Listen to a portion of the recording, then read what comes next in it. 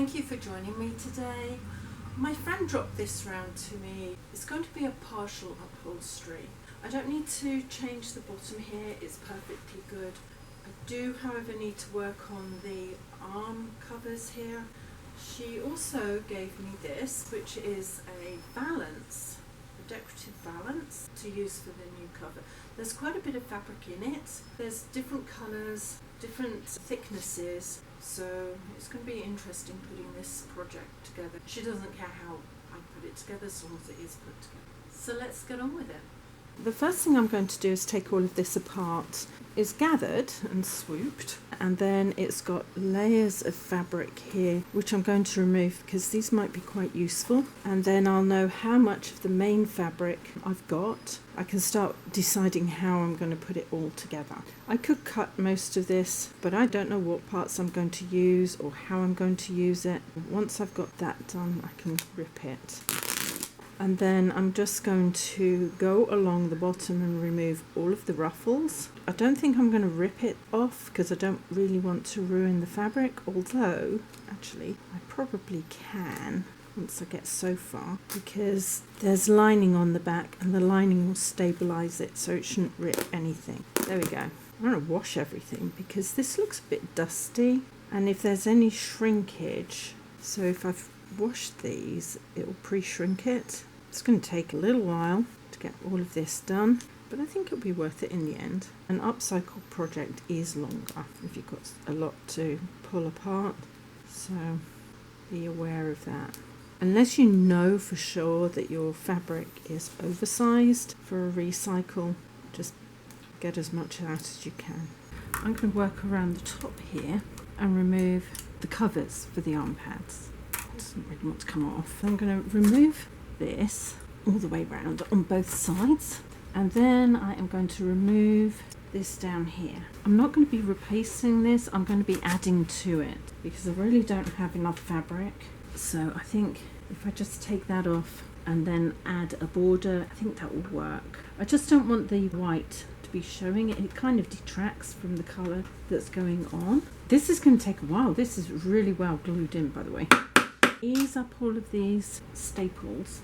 It should be a nicer finish if I do this, and hopefully I can get rid of some of this glue as well. I'm going to go that way so I don't mark this too much. It looks a bit fragile. As you can see up here, somebody sat there and just pulled at it, which is a bit of a shame, but that's one of those things. Looks like this is going to be a little bit of a slow project. I think when it's done it'll be worth it.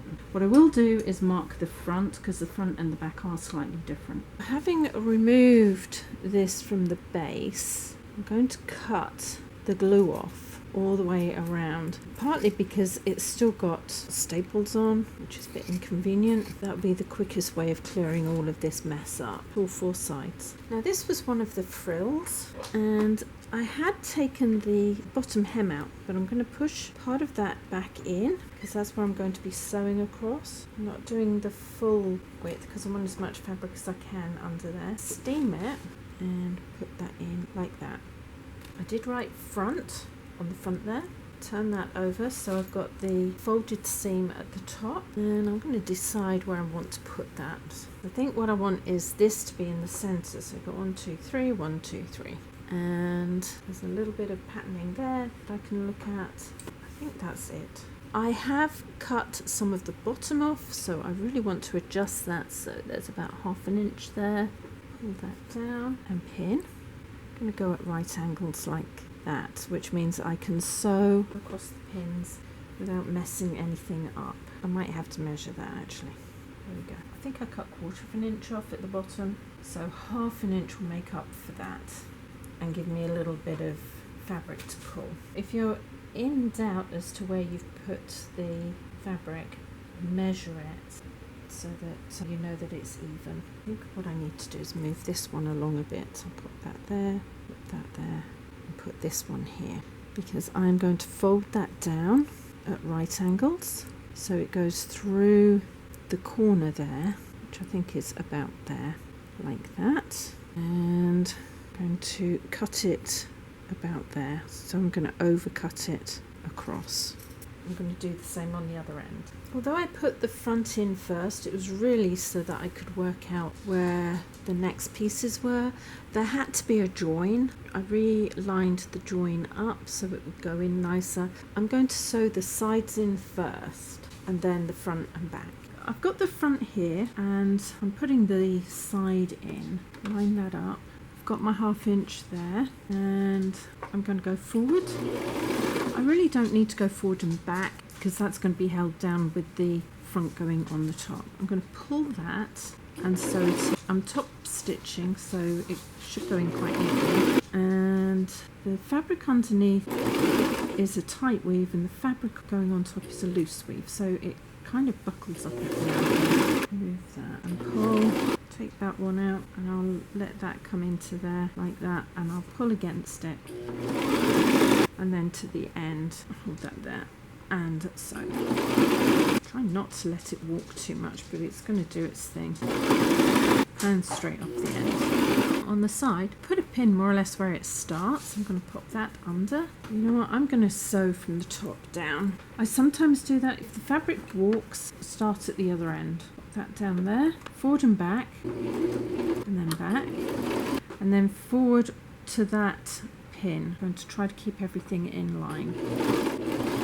I need to keep it square. A little bit over to here, and then I'm going to go forward and back again. That will hold that side in, and then all the way across as I did. I'm going to do forward and back on this end too, only because it's a start, and all the way across. It doesn't seem to want to walk as much going across the fabric, maybe a little bit. I'll keep that taut. I'm coming into the second corner which I have folded over. I'm going to use this so that I can keep everything flat. Okay, I'm going to let that ride up slightly to there. Lift the foot up, twist the fabric round, keep everything square on, put the foot down. It's a little bit raised there as well. Unfortunately this foot has got broken, so it gets caught up sometimes. And then on down into this corner, I'm going to get to the pin, remove the pin, and then work out where it is I'm going. There to there, I think to here. So I'm just going to hold that in and back. And then I'll put the end, which is the back end in this case, on in exactly the same way. So I always do sides first and then front and back. I think that's going to look okay. I'll take the threads off here. I think that's going to look fine. I'm going to pull this into the corner, fold all of that underneath like that, both sides, so I can pull it around the chair leg. I think where the existing zigzag here will work out perfectly well for this area. I've got to pull it at the back as well, and I think I just allowed just enough for it to go in all the way round and quite evenly. With that nicely folded in, I can secure that. A little ways in from the edge all the way along. I don't want it over the edge because I've got double piping to go in. The only width of fabric I've got left that will do something for me. It's 5 3/8. I usually use 2-inch widths. I'm going to have to cut it down to 1 3/4, I think. 1 3/4 there, 1 3/4 there. It would just work out. This is so tight because I've only got so much fabric left as well, which is a little bit irritating. So I'm going to cut every piece of fabric I have left to 1 3/4. Obviously you can see that my angles are going to be going in different directions because I can't afford to make all of these the same way, which is fine. We have to do what we have to do.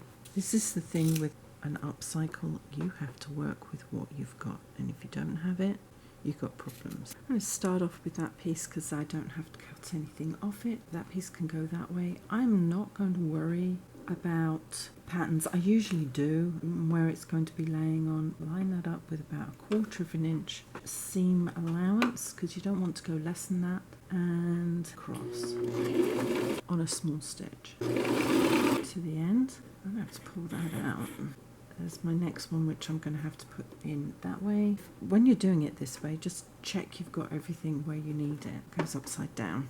I hate to show you how to do it and then it doesn't work out. Again, my 1/4 inch if that seam allowance. It rucks up because that's where the original hem was. Pull that out.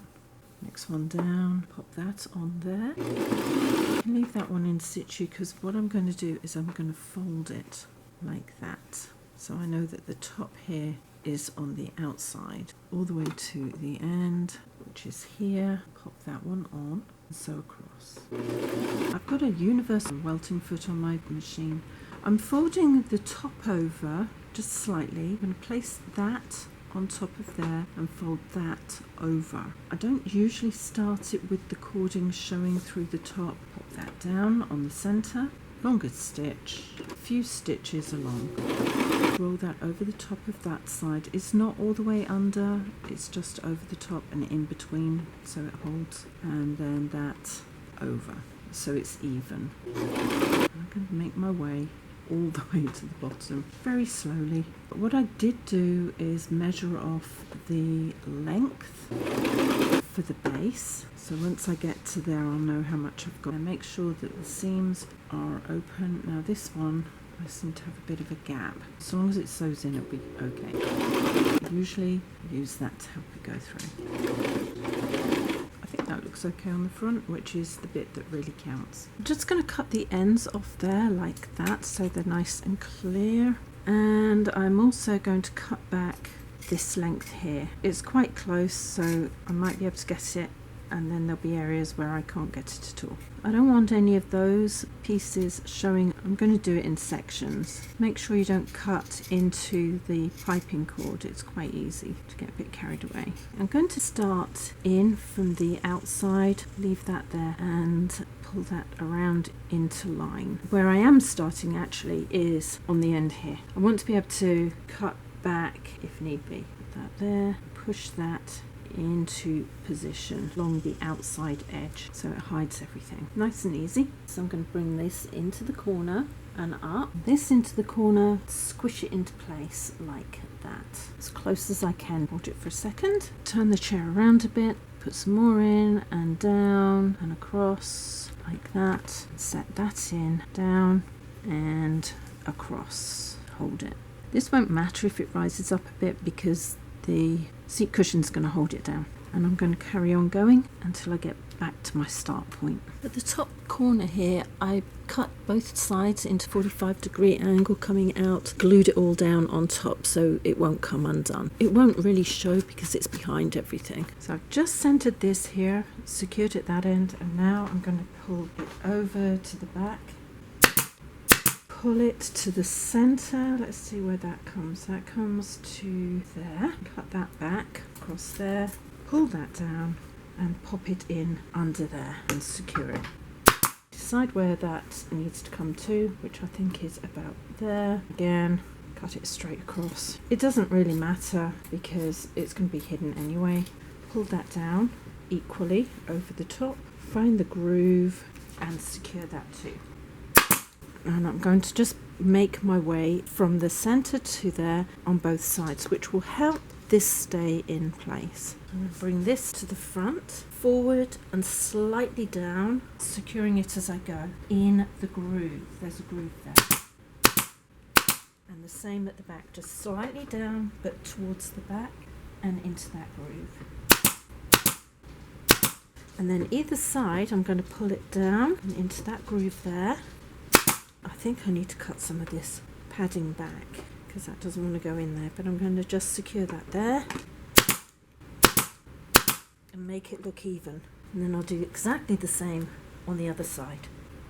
And then the same into the groove here and then down here. It's a bit awkward.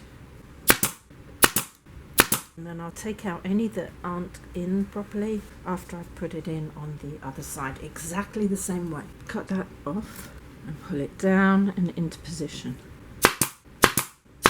And along here. And then tidy it up.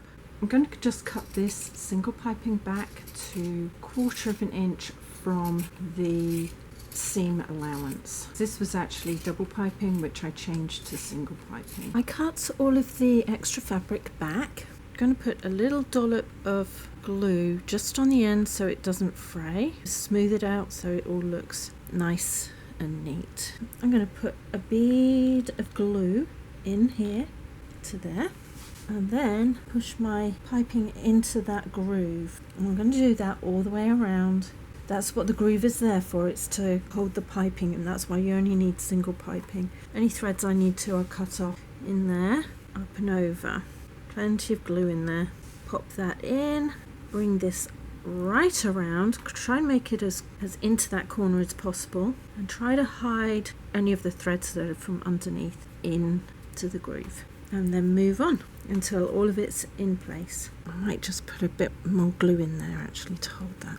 All I've got to do is match that where I started, which I believe is there, cut it straight across and just glue it into position. Nice big dollop. And if it squidges out over the join, that's fine too. Just a little bit in there to hold it, and it won't fray either. Perfect. I'm pleased with the way that's gone in. Nobody's really going to see it, so it doesn't really matter. Although there's a bit of sun damage at the back there, I think I've hid most of it quite well. That's not very obvious. It's not where you see it when you're looking straight at the item. I think my friend's going to be pleased. It's gone in quite well. Thank you for joining me with this project. I'm absolutely thrilled the way it has turned out for an upcycled window treatment to covering a chair. If you want to see more from me, please subscribe, hit the bell button, and a few thumbs up will be brilliant. And in the meantime, take care. See you later. Ciao.